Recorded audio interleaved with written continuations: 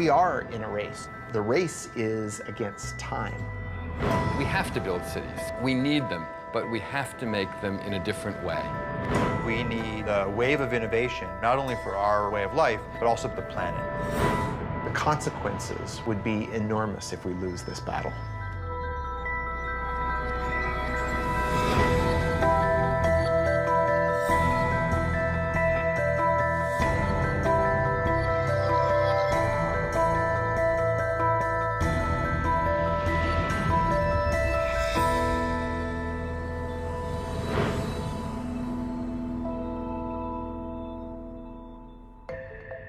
I'm Thomas Getz, executive editor at Wired magazine. At Wired, we look at the innovators and innovations that are changing our world. In the next hour, we'll see 3 stories from acclaimed filmmakers about the future of energy. We'll explore cutting-edge innovations in how we drive, how we live, and in our first story, how we fuel our cars. They are all ideas that promise to shape the path to the world of 2050.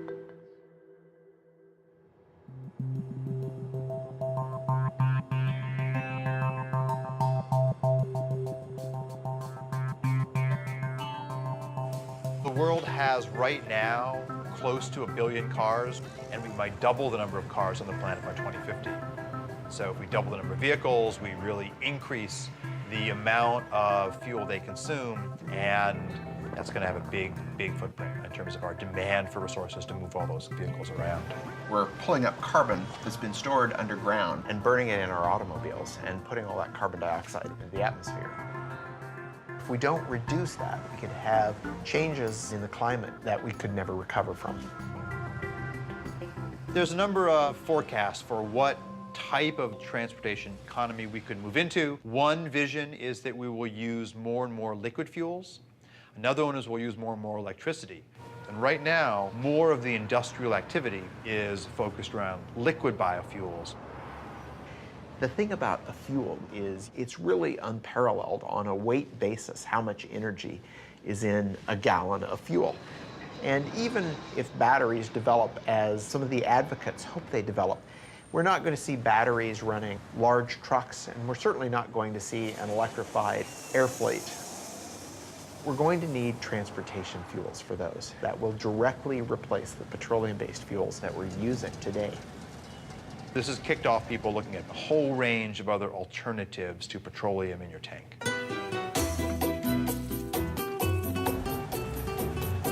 Commercial production of ethanol as fuel started in Brazil in 1975. When we started the ethanol program, nobody talked about reducing emissions. This was not an issue at that time. First, and most important, we didn't have money to buy oil anymore after the first oil shock. We were importers of oil. And today, more than 50% of all cars use ethanol instead of gasoline. Brazil made a very conscious choice to try to find a way to reduce their fossil fuel dependence, and they didn't have to look very far because Brazil's climate is ideal for growing sugarcane. When you have sugarcane plantation, you have only 2 things to make, sugar and ethanol. My family has been in sugarcane business since 1955. And about 30 years ago, I thought there is opportunity to make more ethanol. And now we are producing 120,000 cubic meters of ethanol. Brazil today has very close to 400 sugar mills. The overall sales is $30 billion US dollars, and this number is increasing. If you look at how they make ethanol and how efficient the process is, it's really a model for all of us. They grind the plant up, extract the sugar from the cane. The sugar goes into these large fermentation tanks, which combines sugars together with yeast that naturally produces ethanol. They use the rest of the plant to generate heat to distill the ethanol and turn it into fuel. They also use that heat to generate electricity renewably, not putting excess carbon dioxide in the atmosphere. Brazil has gotten to a point today where they're using about 40% less petroleum than they would be otherwise. But Brazil cannot supply the whole world with ethanol because they would have to cut very strongly into food production and into critical natural areas like the Amazon to make that happen. And this really boils down to the fact that there's only so much arable land, and growing fuel for our gas tanks is yet another demand on that landscape. We cannot kid ourselves in thinking that we found a general solution for the world problems. I think we will have to face the world in this way today. We have no oil in very large quantities anymore. We have no coal transformed in a clean way. In the meantime, we have to do the best we can. And the best at the moment is that we can do biofuels. Sugarcane to ethanol is an incredibly efficient process. You get out about 7 times the energy you put into growing the sugarcane. In the US, when we produce ethanol from corn, for every unit of input of energy, we get about the same amount of energy out. So we're really not gaining anything. We need a better process. We don't have to take what nature's given us. We can actually engineer plants and yeast to be more efficient, and that's the basis for a lot of the work that we're doing now. What we need to look at, though, is which of the pathways that come out of this are not only good financially, but those that are also good in sustainability. And this equation is really wide open right now. We are in a race to develop fuels. The race isn't with other countries, the race is against time.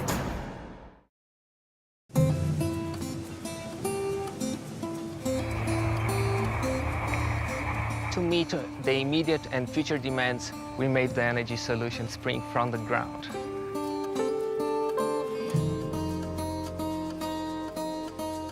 Brazil is the most efficient ethanol-producing country in the world.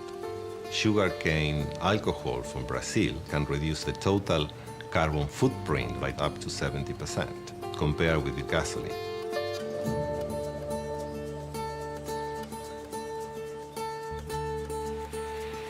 The biggest challenge for fuel providers and car manufacturers is to reduce CO2 emissions over the next 20 years. Demand for mobility will continue to grow. We believe that biofuels are very important because they help in an immediate way. All forms of fuel are going to be needed. Hydrocarbons, natural gas, biofuels, all of them are going to be part of the energy mix for the future of transportation.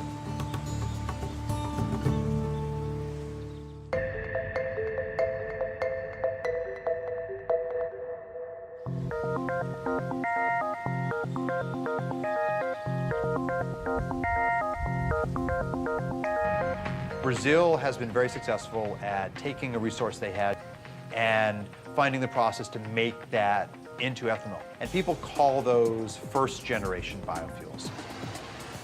We have lots of lab work around the world that are looking at the second generation. That's generally turning cellulosic material from, for example, weeds into biofuels. And the United States is very much at the forefront of the innovation part of the equation.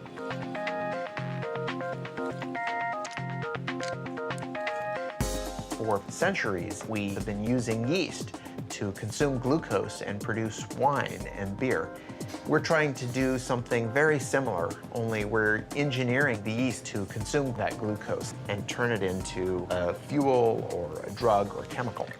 We call this synthetic biology. And when I started in this area, many of my colleagues said, "Oh, Jay, this is great work, but where's the application? What are you going to do with these tools? Who cares?" Malaria is an enormous problem. In any one year, 1 million or so people die of the disease, and most of them are children under the age of 5. So we thought this was a great opportunity to engineer yeast to produce an anti-malarial drug called artemisinin. This drug is derived from plants right now, but it's too expensive for people in the developing world. So my laboratory engineered yeast to produce small quantities of artemisinin. Now that process is being scaled up and we'll have this drug on the market shortly, but at a substantially reduced cost. It turns out that anti-malarial drug is a hydrocarbon, and it's very similar in many ways to diesel fuel. We thought, gosh, we could turn our attention now to fuels. We could make a few changes in that microbe to turn it into a fuel-producing microbe. If we imagine that glucose is going to be our new petroleum, we need a source for that glucose. And so the crops that we're looking at are crops like switchgrass. This is a native grass. It grows without a lot of water and on marginal lands, but we could turn into energy farms. The challenge, though, is that unlike sugarcane, it's very difficult to get the sugar out of that biomass. So we use what we call a pretreatment process to extract the glucose from the plant, and then we feed that glucose to a yeast that we've engineered to produce hydrocarbons. And that yeast takes in the sugar, and it changes its composition and gives us this high-energy molecule. They float to the top, you skim them off, you put them in your tank.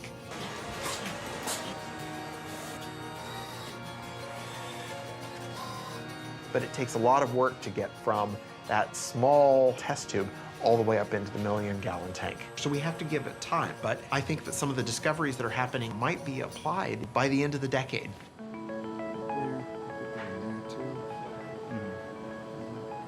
In terms of a sustainable equation for the planet, the role of biofuels is quite tricky. There are a variety of crops that do not compete directly with food, and finding ways to utilize those types of crops first, that's very attractive. So solving the science is part of the story, but then evaluating all of these new fuels in terms of the land use impacts that they could have, that is an even harder story than doing the good science. Imagine that you could have one process that could take in sunlight and carbon dioxide and turn it into fuel. And imagine if that didn't involve growing anything at all. The synthetic biologists are trying to take plants and make them do things that they wouldn't normally do. On the other hand, materials chemists like myself want to do artificial photosynthesis to improve on the process that nature does in real photosynthesis.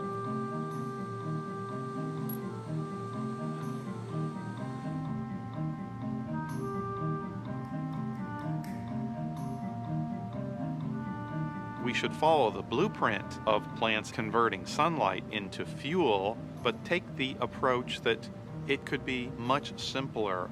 All we really need is a light absorber that absorbs sunlight. We also need a catalyst like iron or nickel. So when you see the hydrogen coming off of the photoactive material, that's an example of a semiconductor breaking the chemical bonds of water to make hydrogen and oxygen. Ultimately, our pieces are going to be contained in something that is easy to roll out like bubble wrap, where in would come sunlight and water.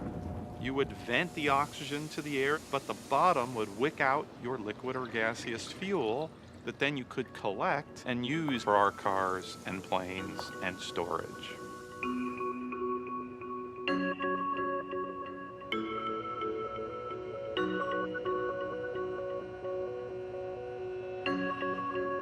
Our goal is within 2 years to have the first artificial photosynthesis solar fuels generator that we can hold in our hands, and then get to scale beyond that time. We're certainly not good at predicting the future, but to me, electric vehicles look like a sustainable option. We've heard proposals about things as far-fetched as nuclear-powered planes, and even some proposals to move freight around with lighter-than-air vehicles. And so, if the future in 2050 does include a fair amount of oil, what it means would be that we haven't deployed as many of these clean technologies as we already know are possible. If you think about how long it's taken for us to build up the petroleum industry, we can't hope to reverse that overnight. It's a huge change in our infrastructure. Yes, we should have been working on it 30 years ago. We didn't. We're trying to make up for that, and that means basic research needs to be done now and by as many people as possible.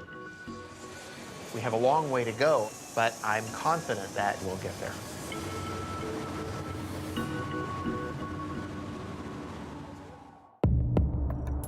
In the future, 3D maps are going to help people get places more efficiently.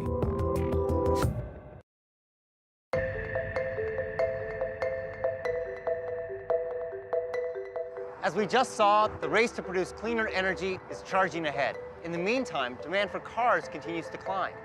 By 2050, it's predicted there'll be 2 billion cars on the planet, and fuel consumption will have tripled. To keep pace, we'll have to radically change the way we drive. Here's our next story, Driven by Design.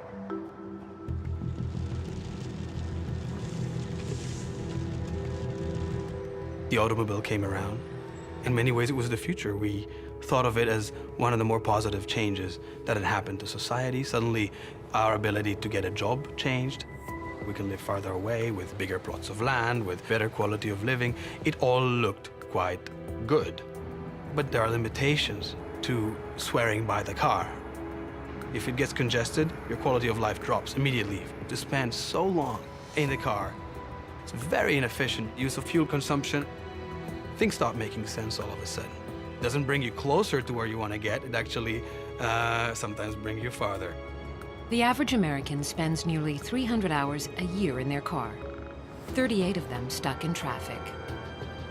Annually, congestion consumes over $1 billion in gasoline in the United States alone. The inefficiency caused by traffic, both financial and personal, is enormous. Dirk Sheehan and Carmen White's story is not that unusual today. Dirk works an hour and a half away in Warrenville, Illinois. Generally, he wouldn't leave work until 6 or 6:30, and I would say a usual time for him to get home is around 8. Not bad? Usually when I wake up, I'm the only one up. Sometimes the kids wake up with my routine. More often than not, I don't see them in the morning. I think about my commute when I wake up. I check the traffic report, see if there's any delays. The worst case scenario, it takes me 2 hours to get to work. We are already so limited in the amount of time he can spend with the kids. And our expenses are crazy high. We are spending $400 a month on gas. It takes away from our food budget, and we never paid for gas like that before, ever. There's technology that would allow me to spend less time in the car, spend less money on gas, and spend more time at home. I'd be all for that. The cost of traffic is people's time, it's fuel wasted, it's an emotional toll, it's a frustration. Utilizing the roads more intelligently is a much more efficient approach to the inability to have supply keep up with traffic demand. If you took a satellite picture of the highway, you can see that there's actually a lot of open space. And if we had the technology for cars to drive more closely but safely, then you could increase the utilization of the road network. What this means is that to be more efficient, to use less fuel, we need to see the road differently. We need cars that can navigate through the urban landscape in a radically different way.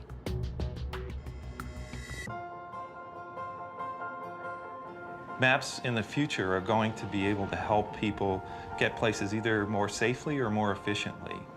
Today just helps you get from point A to point B.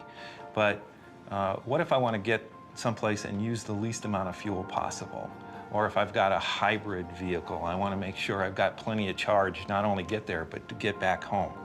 So information that is going to help people achieve the more efficient or the safer route is more detailed information about the road than a lot of people realize is possible to collect today.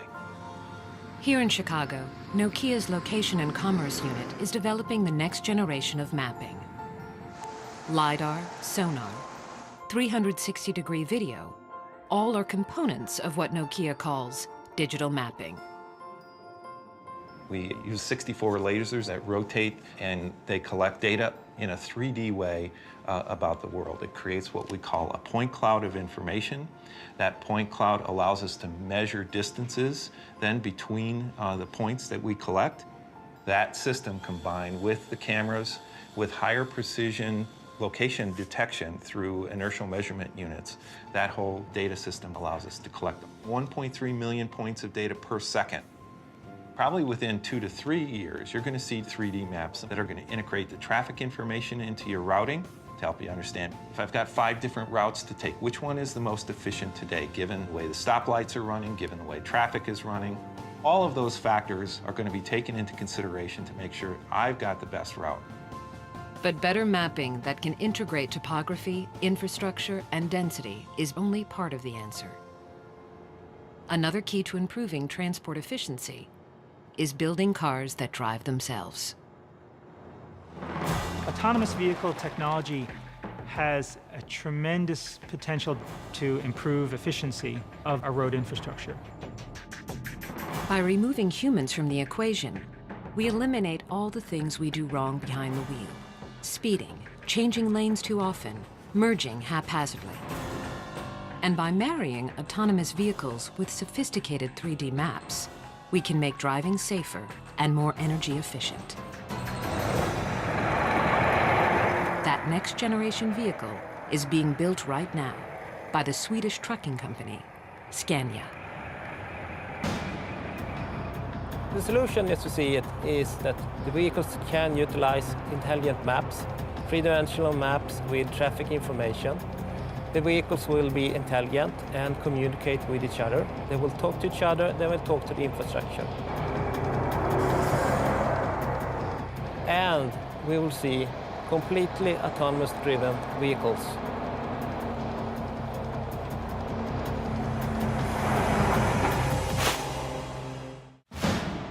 The goal was to have multiple robots and see if they could go 60 miles fully autonomously.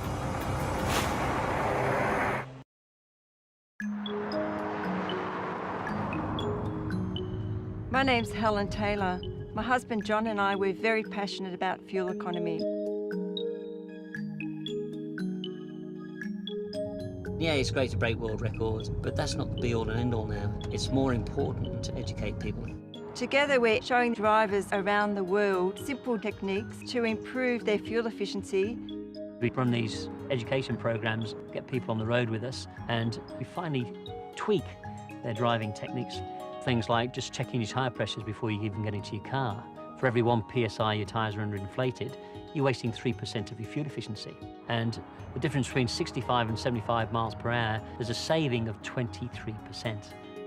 When you talk to the general public, they're very surprised that an energy company like Shell is trying to educate people how to save money, how to reduce CO2 emissions. And here we have Shell sending us around the world to do that.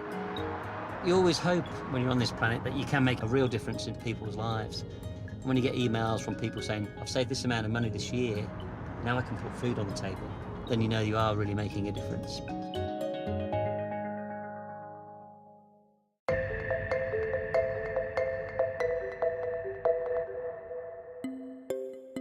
By displaying traffic density in the urban infrastructure in a revolutionary way, 3D digital maps will help create a more fuel-efficient future.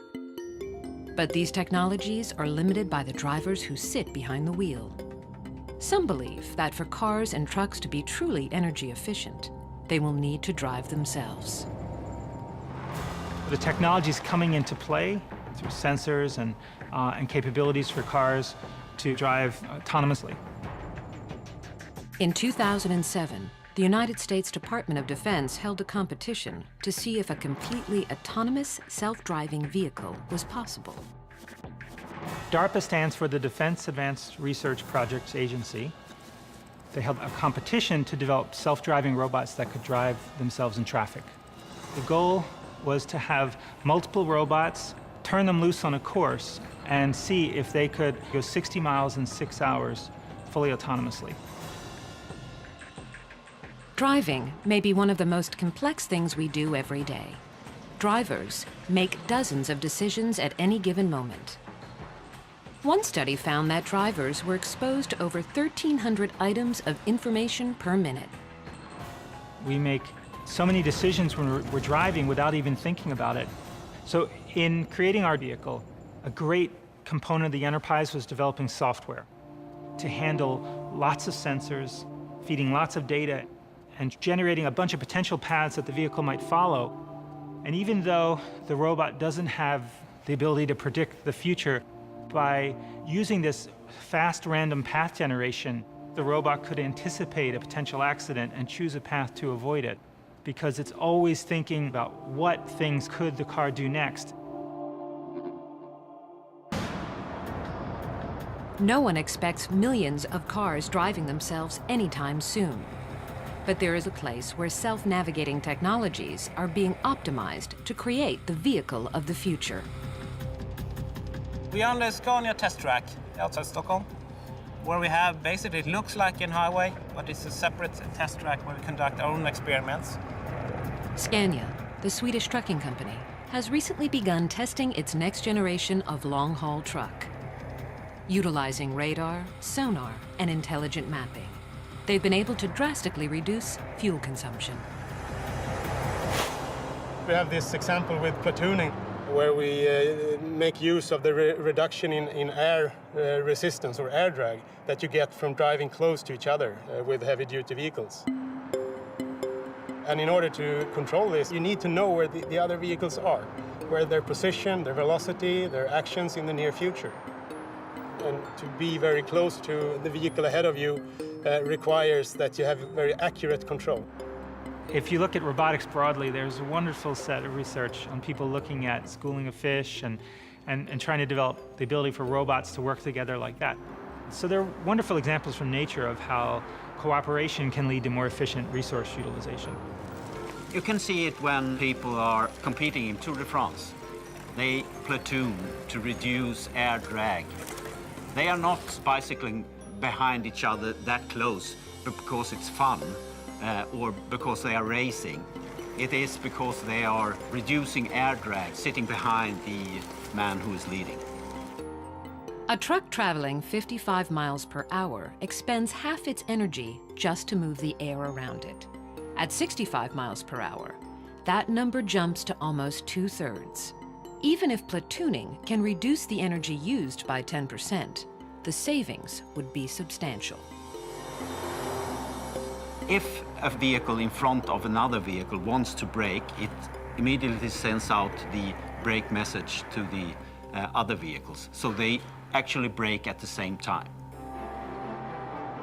The way we do this is we have an automated system. So now, for instance, if I take my feet off the acceleration pedal and turn the system on, the velocity is automatically governed by getting information from the vehicle ahead through its wireless system. We want these vehicles to maintain a short relative distance. So through this system, we can reduce the fuel consumption by utilizing the air drag reduction by 10%. And 10% would mean you will be able to save approximately 8,000 euros per single heavy-duty vehicle per year.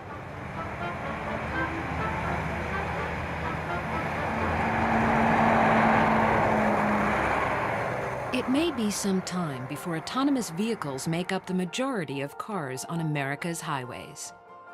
Nevertheless, some of these technologies are already making their way into our lives. Now, this polar baby wants to sleep. Do you get to pick up books every day, or is it just something that... I get to pick out books sometimes. Okay. When we look toward the future, the systems will absolutely make it safer and more efficient and less costly for you, and also make your life easier because you're spending less time on the roads. The city begins to talk, begins to tell you where is there congestion, what's going on in different areas of town. Suddenly, the car becomes a part of a much bigger ecosystem. We can look at how cars interact with other cars, how car interacts with infrastructure, and us, the drivers, can start to make smart decisions about how to move around. Suddenly, mobility becomes a whole other thing. No matter how much money they have, no matter how much oil they have, everybody has to go in a different direction.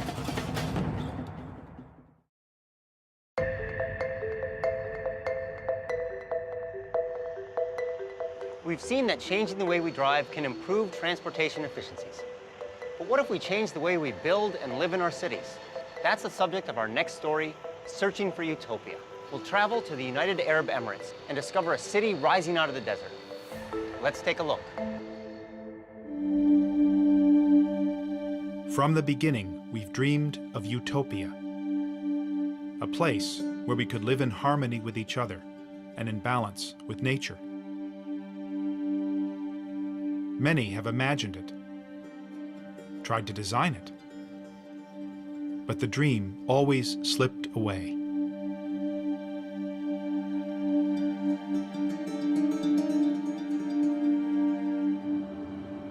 Then I heard they were building a new city called Masdar, near Abu Dhabi, in the Arabian Desert. It sounded like an unlikely place for utopia, and I wanted to see it.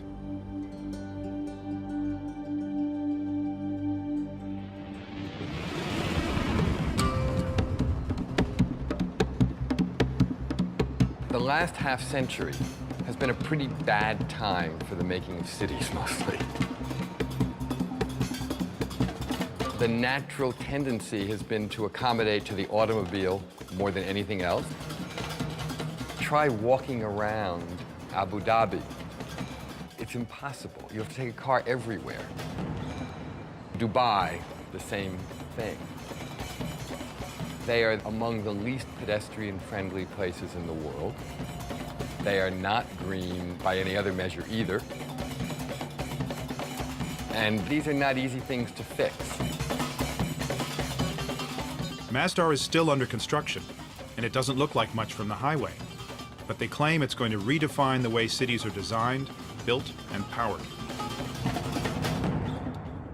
Masdar City in Abu Dhabi will be the city of the future and the role model for the world.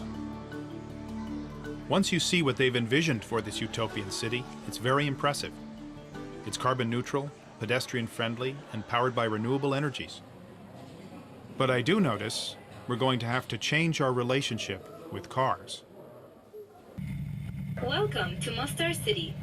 أهلا بكم في مدينة مصدر. We are driving in the bowels of Masdar City in an electric transportation system. It's slightly unnerving to sit in this for the first time. And where are we going? The first big move the architects at Foster & Partners made was to put all transportation underneath the city, leaving the streets of Masdar totally free of cars. The place reminded me of a medieval city, and actually, many design elements are adapted from ancient Arabic towns and villages. It's all about looking back into history to move forward. There's some very, very simple ideas that have a huge impact. This is a pedestrian zone, there's no cars here. This has enabled us to push our streets together to take the advantage of the shade, channel the cooling breezes through. The whole scale here is based on the human being, it's not based on the motor car. As soon as you lift up the pedestrian plane by 7 meters, you've suddenly captured this breeze. What you can see here in the balcony is we've got a modern interpretation of an ancient Arabic screen. What we must avoid is direct sunlight hitting any piece of glass. As soon as the sun hits the glass, the heat's transferred into the building and we have to use more energy to cool it down. Can this really make all that much of a difference? Yeah, absolutely. For example, downtown Abu Dhabi, 60-meter wide streets, black asphalt, mirrored, reflective buildings, no relief from the sun. On a day in September, the air temperature in both places was 39 degrees. In Abu Dhabi, the temperature measured at the asphalt was 57 degrees. In Masdar, the temperature measured on the ground is 33 degrees, so we've actually lowered the air temperature. We're trying to do as much as possible with as little as possible. These simple design moves cut air conditioning needs by 60%. But this place is also technically very sophisticated. The roof panels not only provide shade, they also generate electricity. And the walls themselves are made of glass-reinforced concrete, literally sand taken from the desert.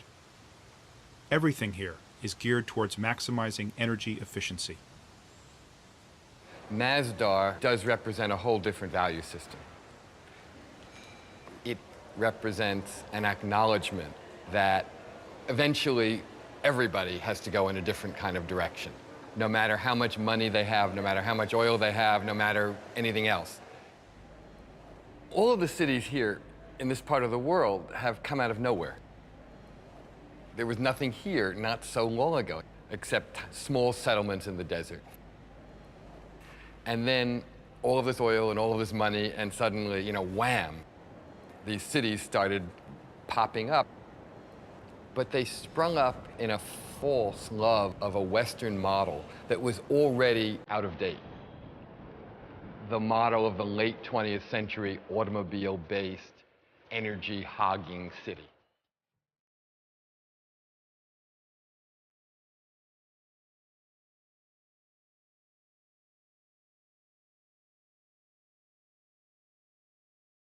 For most of the world, energy is very expensive. But the United Arab Emirates is sitting on 10% of the world's oil. And energy is cheap. So cheap, you can run a ski slope in a shopping mall and build the world's tallest skyscraper. But even here, cheap energy won't last forever, and the people behind Masdar are determined to find alternatives.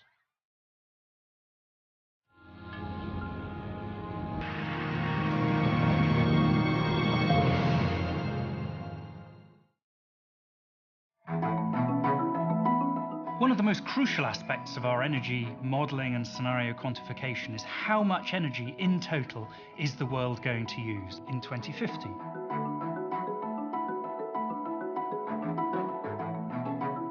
The scenarios team is a bunch of people with rich imagination, I would say. We have political scientists, economists, geopolitical experts. Really, we try to simplify the complexity all around us. We in the scenarios team are currently putting a lot of attention into cities and city development.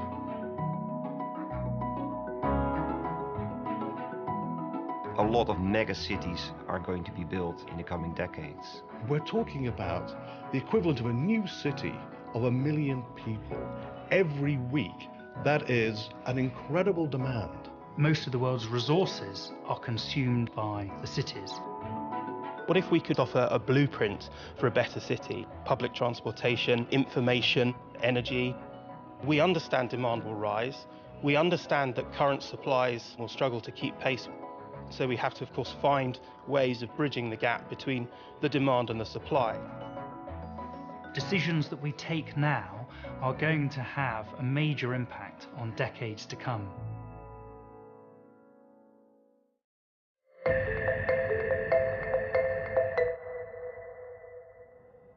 There's enough oil under these sands to last 150 years. But fundamental to the Masdar ideal is getting energy from renewable sources, from geothermal and wind, and most of all, from a source they have in abundance in the desert, the sun.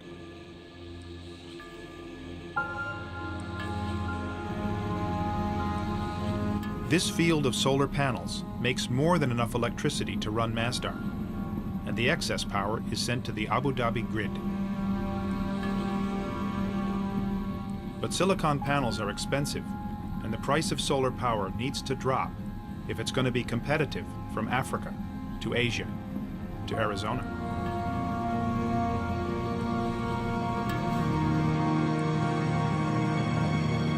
In the future, Masdar hopes to get energy from this prototype called the Solar Beam Down. Using highly reflective mirrors, the solar beam down may generate power more cheaply and ecologically than silicon panels.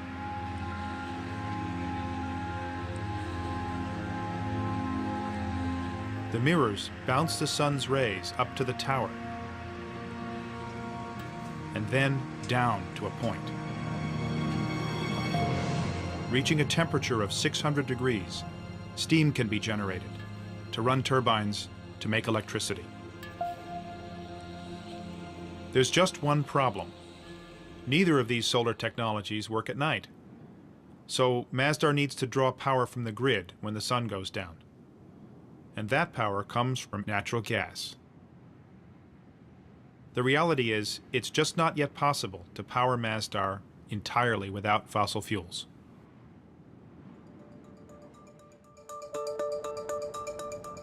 The great challenge with Masdar will be, how do you make it a place that will not be just this ideal city that no other place could actually aspire to because it doesn't seem real? What Masdar has to be is a laboratory that develops things that then can be applied in existing cities all around the world, because that's where it will pay off. There's no payoff if it's just about itself. The payoff is how can everything it's trying to do matter in the rest of the world. Right now, there's only a store, 2 restaurants, a bank, and a few hundred students living here. It's too early to tell if Masdar will work as a city when it's finished. But much has been achieved. They are carbon neutral and largely powered by renewable energies. Solutions here won't work everywhere, though. Many cities are in cold climates, and cooling is not their energy problem. They need to let sunlight in, not keep it out. Cities like Los Angeles or Houston are built around cars. Can Masdar's lessons be applied to them? Still, it's a step in the right direction, and it's impressive that this step is being taken by a country that doesn't need to take it. I met a guy who said actually they did need to take it. He took me to the desert to explain. God says, وَعَرَضْنَا الْأَمَانَةَ عَلَى السَّمَاوَاتِ وَالْأَرْضِ وَالْجِبَالِ.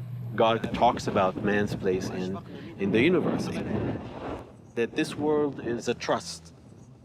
And God offered this trust to the mountains, to the heavens, to the land, to earth. And all refused it, refused to take this trust. But man, being adventurous, a bit vain, maybe too ambitious, being man, accepted it.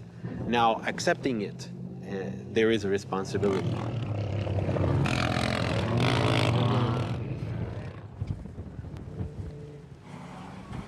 Taking responsibility isn't always easy. Utopia may be unattainable, but we must reach for it. And Masdar does give us a clue to what cities will be like in the future. They may not look quite like Masdar, but they will be shaped by the same concerns, by energy, where it comes from, and how it's used.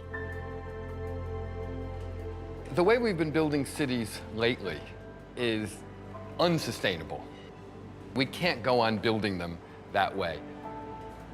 But to say that we can't build cities the way we have been building them doesn't mean we can't build cities in the future. In fact, we have to build cities. Cities are the essential statement of human civilization. So we will continue to make them. But we have to make them in a different way.